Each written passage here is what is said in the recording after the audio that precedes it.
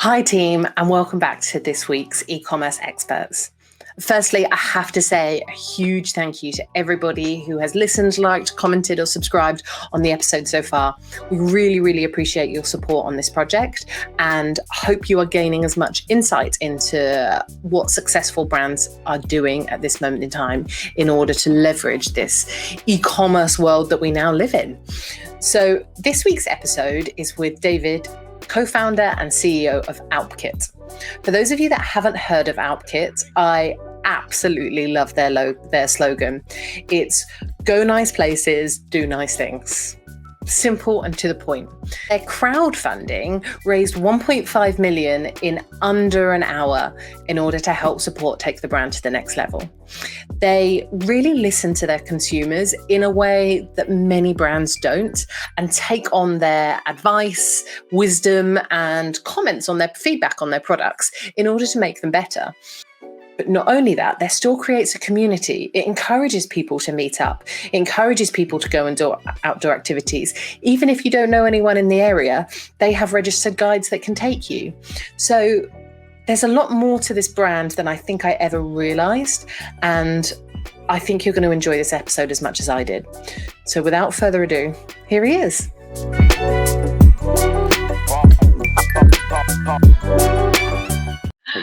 Well, David, thank you ever so much for joining us this week. I really appreciate you taking time on what feels like the hottest day of the year. Yeah, no, thanks, Hannah. It's a pleasure. No, you're welcome. It was funny, we were talking just before we clicked record, but actually the question I wanted to ask you, I said, well, we may as well click record because I'm fascinated. How did you go from EY to the BBC to Thornton's to go outdoors and then end up founding your own business? Well, that's a really interesting career. Well, it's funny, with hindsight, I kind of think every step makes sense and I can see how I ended up here. I mean, way back, I did start as an accountant. I got two jokes. One is I just started through the alphabet and accountant was first, so I joined that and I needed a job. And I actually thought it was, and still do, one of the best kind of general business qualifications you can take. I think it's really good. I've worked for Ernst & Young. And then I went with Ernst & Young internationally and ended up coming back to the UK and ended up at the BBC, which is a job I loved. But at that point, I really loved the outdoors as well and wanted to move out of not work in a city and ended up in the Peak District in Derbyshire. So I quit the BBC. And then around Derbyshire, there's all these towns that you can work in. And most of the other jobs I had was all en route in retail to an outdoor company called Go Outdoors. And I joined the board as FD there and had a really great 6 years. And after that, I was feeling really capable. And so I quit because I wanted to do my own thing. And looking back, I think I always wanted to do my own thing. And that's when I started going around and got involved with Alpkit. Amazing. I think that's interesting that you said at that moment you felt prepared. Because actually, I know a number of people who are in businesses at the moment, but you can tell they're itching, they're waiting to set up their own thing. They just haven't yet got enough experience. So interesting that journey is what made. And was it a moment where you knew like, now I'm ready? I don't think it is. There wasn't a kind of a particular moment where you think, right, now is the time. Yeah. So I think in a way, I always wanted to do my own thing. And I did feel ready for it. And it was a career choice where I was definitely at a crossroads and I leapt without a safety net, and fortunately is so far, still touch wood, it's worked out. It absolutely has. I was going through your website and I was looking up on Alpkit and I enjoyed that it said the story of how Alpkit was born was a passion of the outdoors and not accepting the price for high performance gear. Is that what you felt when you took that gap? You saw the space in the market and thought, and the other line is extraordinary people trying to make something extraordinary. Strong line. So one of the aspects is, because particularly with product, is how you can develop what you think truly is great product, and you can sell direct to customers. And I love that aspect of really having the customer at the forefront of your mind and living in the Peak Park with Kinder on the doorstep. You feel you're with your customers all the time and you can relate back to what you're doing. I think a product is ours when you'll take it to the Alps, but if it works on Kinder, it's definitely for us. But then alongside that, when you make the best product, there's so much that stands in the way between a great brand and a customer. I see the big brands spending millions saying how great their products are, and then they see retailers spending millions how cheap they are. And I kind of thought, well, if you take that out of the equation, then you can actually have a lot of fun, and you're designing product genuinely for customers. And ultimately, I like the idea of making product accessible.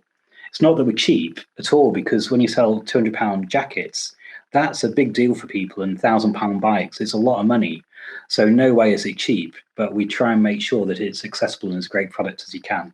And the elitism of sport, I don't really relate to at all. It's not something that particularly interests me, that kind of aspect. And actually, if you were to look at the outdoor market, the outdoor adventure market, those consumers, they're not elitists. That's actually not what it's about for them. It's an intrinsic joy rather than looking good. I mean, cyclists are different because, that's a whole different market. Well, there's cyclists and cyclists. So definitely you get into the outdoors because you love wild places, you love natural spaces, and that it's free. You can go for a run in a pair of cheap, and we've all been up Snowdon in cheap trainers and cut-off jeans. And then you find yourself 2 years, 3 years later, and you add up what you're wearing, you think, geez, how am I wearing £500 stuff to actually do something that's free? So I like that aspect of good pricing. And I think it keeps you sharp as well, keeps you sharp in your thinking if you're trying to deliver great product, but also be accessible. So it's interesting that you mentioned about the DTC and the fact that you guys are direct to consumers only. Is that going to be the continual theme throughout as your brand grows? You're not going in retailers? Oh, totally. But I mean, we're retailers, so we've got our own stores. But I really like that moment where when a customer's buying something, particularly for the outdoors, they're buying it because of the places they can go, and there's a big emotional connection with the product. And I want to be at that point, but take it right back to the supply chain. So when we're in factories talking about design and how we make stuff, actually having the end customer in mind is really, really important. It makes you better, I think. You've mentioned how close you live to Kinder. Do you ever just go out the back and stop the walkers coming past and just ask them about kit while you're there? Well, definitely when they're wearing Alpkit stuff. Yeah, I mean, it's not me as well. Who needs customer research when you could just put a little post out there? Well, and sometimes I wish, in fact, I might give them a card, because some products have directly come. But there's a guy who said, that tent you make, if it's only 15 centimeters longer, it'll be brilliant. And we've made one 15 centimeters longer. And there's another guy with a particular gilet, and he said, I want the pocket on the inside, not on the outside. And I hope he's spotted that, and we've got one. Yeah. Oh, you should definitely. You almost need a suggestions box outside your back garden just to say, if there's anything you're missing, put it in here. That'd be brilliant. Yeah. I could see a PR campaign coming. Yeah. And actually, you communicate with your customers in an incredibly delicate way, and you are one of them. And I think you identify as being part of them. It's this whole ordinary element. How do you think that tone of voice helps you cut through the noise, or what do you think gives you that advantage? The tone of voice is definitely different. Sometimes when you see the queue of people going up Everest, and it makes the headline news, and when you soon pan out of that shot, and you see people going up Everest in this area where there's so much space, sometimes I liken the people going up Everest, almost every other brand is represented by someone there, and there's somebody out in a remote peak, which is Alpkit, and I'm happy that way. And in the UK, there's some real hotspots which are busy, and you don't have to go too far away to actually have the hills to yourselves, and you hardly see a soul. The outdoors is big enough for everybody, and on Kinder, by the downfall, it's busy, but just 5 minutes away, you've got the world to yourself, which is a really special thing. So yeah.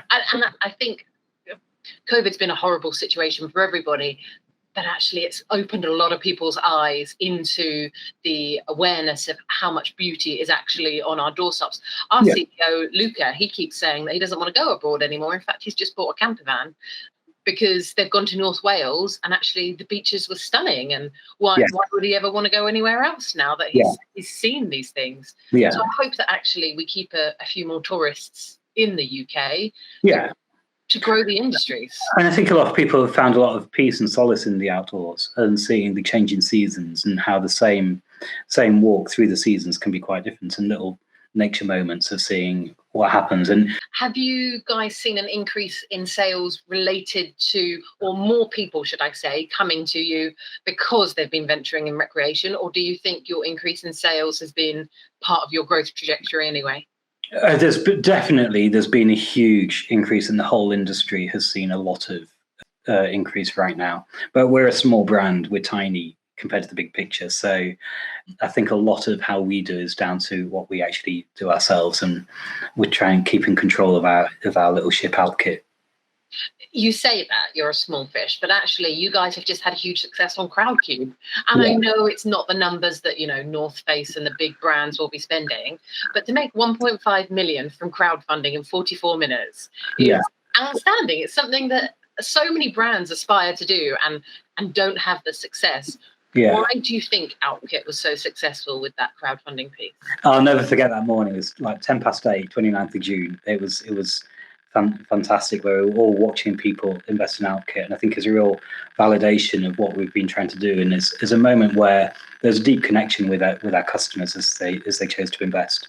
And I think it reflects the essence of a brand, that people do care and do buy into our ethos and our values, where we are trying to make, we celebrate and love the outdoors first and foremost, and we make great products, proud of our sustainability, and there's an aspect with the Alpkit Foundation that we get involved and we give back a lot. And I think that overall ethos is something that customers who get to know us really value. Thankfully, 1,000, 1,500 customers that wanted to invest. We always wanted to, or we like the idea of opening up Alpkit shareholding to customers and to staff. So hit our target in 8 minutes and then close 44 minutes later was just fantastic. Amazing. What did you give those who invested in the company in return? The main aspect was just to be part of the journey. I know a lot of brands, particularly on Crowdcube, you kind of encouraged to give shareholder perks. And we were fairly light on the shareholder perks. So we don't really fall into that club where you can become a shareholder and get a percentage discount. What I really wanted to do was for customers who know and like us to be in a position where they could be in a pub, see something, see Alpkit that other people are wearing and think, I own a bit of that. That's what I wanted to do. And hopefully, we promised to customers that over the long term, they'll see a financial return. And since then, we've been getting really valuable feedback. So we've had product sessions and we've had forums where we've talked about the strategy of the company, and just being able to consult and inform with such a broad base of people. It's really good for us to listen to how our shareholders are feeling, and for shareholders to contribute, and they can support us in our growth. And it's amazing how perceptive and that people are. And I mean, that's the wonderful learning, is that customers see what a brand is and understand. And let's be honest, this is something that they share their passion with you. So you touched on the Alpkit Foundation. Was that something that you guys started at the beginning of the journey, or is this something that came out as a result of your values developing? So we set it up in 2015. So it was pretty much straight away that I got involved. And the idea came because we got offered for late space in one of the big walking magazines for £300 to have an ad. And I knew at that time that in the Peak Park, for the £100-300, kids in Manchester and Sheffield were skipping a field trip to the Peak Park because people couldn't afford it. And I know as well there's special moments. People remember those field trips for life, and you can kind of just get a spark going, a moment where you can start a lifelong love of the outdoors. So I thought, rather than spend £300 on an advert in a magazine which will be gone tomorrow, wouldn't it be better to give £300 to a school to be able to afford a trip to the Peak Park? And so we set up the foundation. It's an independent charity. 4 directors of Alpkit are trustees, but we're outnumbered because we've got customer trustees, staff trustees, independent trustees who really help us. And we just give small awards, so less than £500. So we give between £50 and £500 to a lot of projects, and we've given over almost 370 grand now to about 1,300 projects. It ends up being about 40% of our profits. The thing it means, first of all, which is we are profitable, which I am really, really thankful for, and it's great to be able to give that some of that back, and we do see it as our social dividend. One thing that's important for us is to recognise this sense of place, that we're only here in the Peak Park because of the work that the ranger service does, that outdoor education providers does, that brands do, that customers do. And too many people who just see a transactional aspect with the outdoors. And it's far more important than that. And we've worked with some really inspiring people. And when you get the reports coming back of the projects that we've helped, it is really, really touching.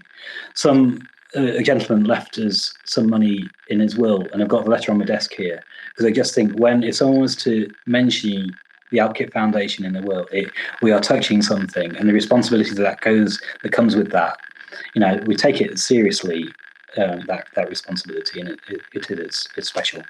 I think it's more connecting. So off the back of the foundation, we've developed the Continuum project, which is where we take back any unused any gear that anybody wants to use, and we'll find a home for it. So rather than just sending it to recycling or to get it back into the textile stream, we find a home, which it can be. There's a guy we're about to start working with in Manchester who works with homeless people to get homeless people running. So we can, and it's wonderful to be involved in those kind of projects, and we can get customers hooked up together with people who are making a real difference, and to be part of that is special. And is your repair offering part of that Continuum project again? It's very, very similar, but that also was a deliberate, people love kit, and you want it to last a long time, and we're into gear. Our ethos, we describe it as gear you'll love longer, and we'll repair any brand of product, but we'd see it as a commercial aspect, so it's not a marketing spin. So every store, we accept product, and we have seamsters who will mend, and they're working, might not be in every store every day, but we've got seamsters working every day repairing stuff. And we repaired about 2,000 garments this year so far, but it's commercial for us. It's a paid for service. We charge, we cover our costs. It's not a big profit making thing, but we cover our costs. And we've had people bring old pairs of gloves, spending £25 to get the repair done properly, when it's £70 to buy a new pair of gloves. But for that person, you're carrying on the story with that product. It's very, very special. So I absolutely would really, not really get rid of my mittens. My skin mittens I've had forever. I love them. They've been with me through everything. I would 100% get them stitched up over anything else. And you're right, they weren't expensive, but they're comfortable. They're tailored to me now because I've had them so long. And actually, there's not many. I know there's cross stitch and super stitch, those fast places there, but they're not going to do a job that you feel you're happy to give your sentimental product to like that. So I really like the idea. And yes, of course, it drives us into your stores. And of course, it makes us, probably buy something else while we're in there. Yeah. But the offering encourages people to think sustainable about what they're wearing. Yeah. And that goes a long way. Yes, totally. So it's really important, and that's why it wasn't set up as a marketing aspect. It was set up to make gear last longer.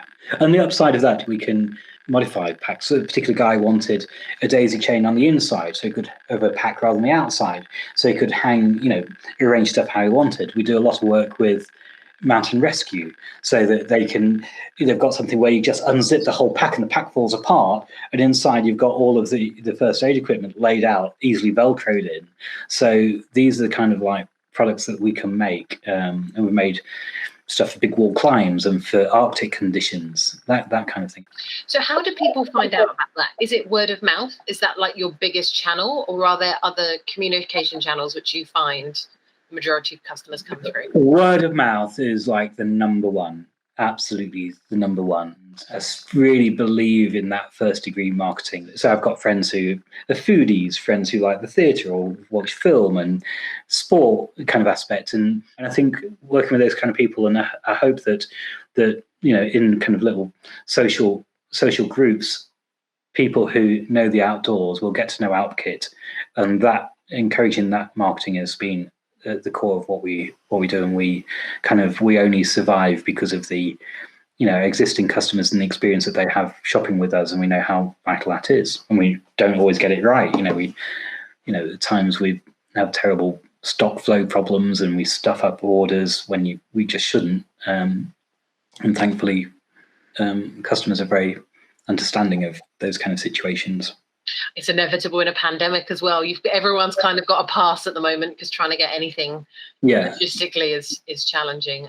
I joked on here a couple of weeks ago that I'm still waiting for some sofas that we ordered over 6 months ago. I'm sure they'll come eventually, but it's not going to be anytime soon. Yeah. That word of mouth piece is really interesting. Do you encourage it with voucher incentives, or do you think it is full intrinsic benefit? We don't do voucher incentives. I think in a way, attaching a monetary value to that, I don't think necessarily people don't make a recommendation because of the tenor that they might get discount off something. People make a recommendation genuinely. So rather than incentivize it, I prefer to spend that tenor on giving good service that people want to talk about in the first place. I think the essence of it is celebrating the outdoors, celebrating outdoor enthusiasts, sharing our love of product. Is that what makes because you mentioned it a couple of times now, your customer service excellent? Is it the way you talk to customers? Is it the fact that the people who are serving are also outdoor enthusiasts? Or is there more to it in terms of how they deal with the customers? Well, we try and be there for the customer no matter. So we do want to do that. And with the products, they come with the guarantee, we call it the Alpine Bond, where and we're specific about it to really just show that how serious we are. So everything's got a 3-year guarantee, which is quite rare. And our UK made stuff is longer guarantee. So we do have a good reputation for customer service. And I'm thankful for that. And, this hard earned and easily lost reputation. So I'm really appreciative of that. But for us, I think it comes really from wanting to do what we do. So it's not something that's necessarily deliberate. I think sometimes it can. If someone's passionate about something, it's natural. As we said earlier, they're part of the community. They're more likely to identify with who they're dealing with. And actually it snowballs as an effect. The passion is infectious. The happiness is infectious. The interest. You've obviously got bricks and mortar stores and you've got e-commerce. So you're looking to master both the e-com world and the store world. Your new store's opening in Bristol, if it hasn't already by now. Yeah. Will you continue to invest in those physical presences? Yeah, we like stores. For us, it's the physical embodiment of the digital world. And we try very much in the digital world. It can, like I said before, it can feel very transactional, whereas the love of the outdoors is an emotional, sensual thing. And so we try to get across the senses and appeal to the emotions. And having the physicality of stores really, really help that. And it also means that you meet your customers. You meet all customers. Sometimes in a digital world, the customers who buy from us, you never see them.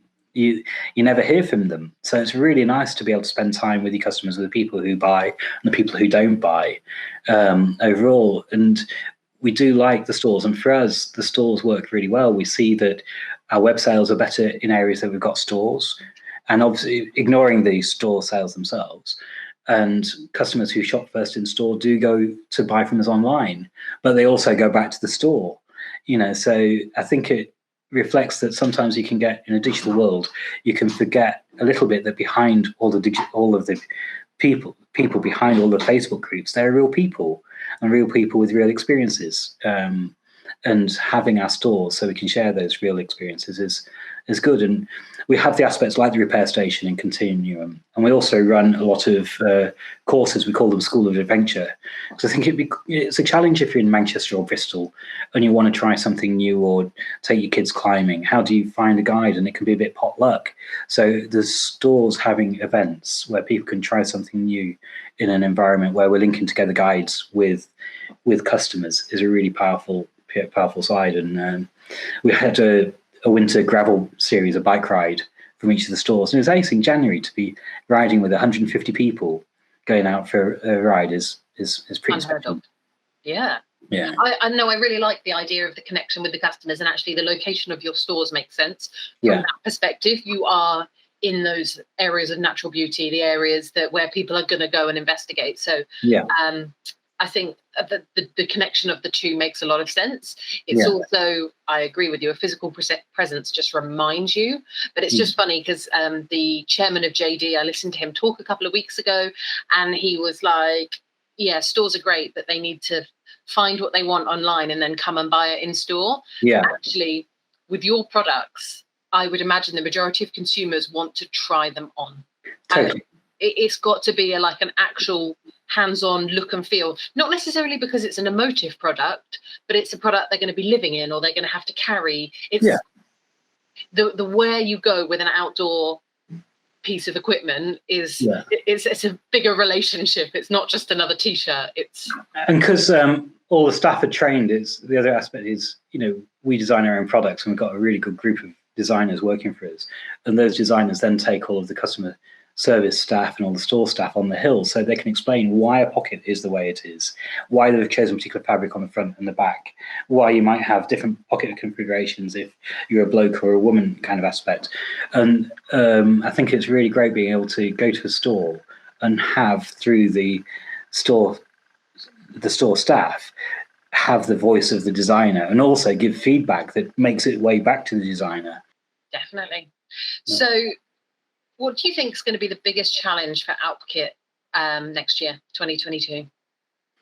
Oh, it's stock and stock flow and supply chain is just, I've never experienced anything like it, not knowing. We're talking about bikes and there's a particular component, some particular kind of brake caliper that there's a 4-year waiting list for. And this little caliper is got its moment in fame where nobody has it. And how's that happened? And I don't really fully understand how we can be 18 months into the pandemic and we're still experiencing these kind of supply challenges, and freight is incredibly complex and incredibly challenging. So I think there's a kind of real kind of experience of just managing stock, and I fear that it'll just hold up on innovation, that when you've got so many supply chain challenges, you're concentrating on so much trying to get the stuff that you want that you don't spend as much time developing innovation. So excluding Alpkit, what's your other favorite e-commerce brand right now? Well, actually, it's probably World of Books. I love World of Books because they kind of sell secondhand and they've got a slick service, and I like them a lot. And they're another B Corp, and I like them to operate in a world where you've got head to head with Amazon. I've got a lot of time for World of Books, so I like that mix of secondhand books and new. So I hadn't done my research. I didn't realize you were a B Corp. Yeah. What made you do it? Well, really, as we were growing, and for staff, we did it a lot to give the framework so we could explain how we're balancing the contradictions of sustainability when you're a brand of how do you compare social justice in the supply chain for cotton with the kind of aspects of renewable energy in the UK and that kind of aspect. So the B Corp framework is I trust the framework a lot, and I trust the UN Sustainable Development Goals a lot as a framework to work within. The downside to B Corp is it comes across as the gamification of sustainability because you get points. So it's very hard not to look at the points that you get and try and score more. But I guess that's just appealing to that competitiveness of human behaviour. Well, it's clearly worked with you, hasn't it? Yeah. It's interesting because we've had a few people talk about B Corp now, but a lot of them find that either the cost is prohibitive to start with because it's quite a large investment, or actually your first year of B Corp, you're trying to implement the frameworks. You actually don't have to have necessarily started your sustainable journey. You have to work on implementing the processes. You're actually quite a sustainable business in the first place. So have you found that easier? So it wasn't a lot of we came to B Corp after we did some work with Ethical Consumer Magazine in helping us articulate our principles a lot clearer. We published our principles, our ethos on our website, which was quite unique in 2004. And it's something we did a lot internally. And so we actually found the move to B Corp wasn't a great leap for us.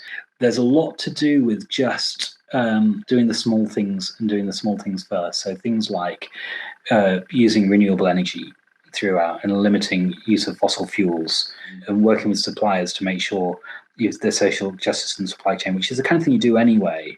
But that's still for us, we're only just on the journey. Still, we've got to do a lot on our use of energy in our supply chain and use more lower impact materials in our supply chain. So we've actually signed up to the science-based targets, the goals. So we're doing our bit to limit the impact of global warming. Well done. It's no easy feat to introduce that into a supply chain that I can hear already is so complicated as yours. And it has so many different components and factors that go into it. So well done. And so World of Books is your favorite brand right now. If you could ask anyone a question in the e-commerce space, what do you think it would be? What would you like to know? That's a hard question, Anthony. I'd like asking what's your favorite natural place? Where do you like to hang out? That's just so wonderful. I just kind of like talking about that. Where do you like to hang out outdoors? Yeah, I think that's a very good question. I will take it to our next guest and let you know. I think that's been really interesting. Honestly, the sustainability piece, we talk about it quite a bit on here, but that's because every business is thinking about it at the moment, or every business that we work with and kind of talk, because it's part of our approach as well. And it's fascinating the different routes people take in order to achieve it, because we're all trying to achieve the same thing at the end of the day, but there are lots of different ways in order to get there. And I think depending on the size and scale of your business, it almost determines that. And we need the bigger businesses to... I think actually because having worked in big businesses, and is getting it in early, get it into your thinking early and make space for it early, so much easier doing it from the start rather than trying to retrofit it. I completely think you're right. And actually, I think it would be hard now to found a business that wasn't sustainable, just because I'm not sure how receptive the industry would be to it. How the hell do you go from creating an outdoor brand, doing all of these wonderful things, to then creating a festival? We've got it coming up in September, and it's us putting it on. And when you're there and you've got 1,000 people midnight on Saturday night, the band are playing, and you've got Alpkit staff, Alpkit customers, people who've never heard of us before, and you really think this is so special, it can't fail. We can't let it fail. That kind of aspect. Was it just an idea? Was it just something that someone said, let's try a festival out? There are adventure festivals, ice climbing festivals in France. Okay. So they existed internationally. And since we've started the Big Shakeout Festival, there's been similar ones that started. I think we were one of the first people to do it in the UK. And it's because you can. I mean, there's loads of things we started that didn't work. We started an online streaming channel that we weren't good at. The festival is very special, but as a digital brand, you're looking for ways you can work with customers and get to know customers in a completely different way. We're actively doing that. I've booked my tickets for the Big Shakeout, so I can't wait. Are you coming? Of course. Yeah. I saw it and I was like, well, this is perfect. This sounds right on my street. It sold out in about half an hour. Yeah, it did. We'll see you. We'll say hello. Well, honestly, it's been such a pleasure talking to you today. Not just to stare at your family photos behind you of all the... No, you won't be able to see it. There's a glare coming back, isn't You've been. Yeah. But no, it's been really interesting. I will definitely be shopping on Alpkit later today, not just because I'm about to go on holiday and I'm about to go hiking, but I'm just really interested to see, because, I am someone who holds onto my outdoor kit for years and years and years and never wants to get rid of it, because I love the quality and the new quality isn't there. So, well, like I say, thank you ever so much for your time, David. I really, really do appreciate it.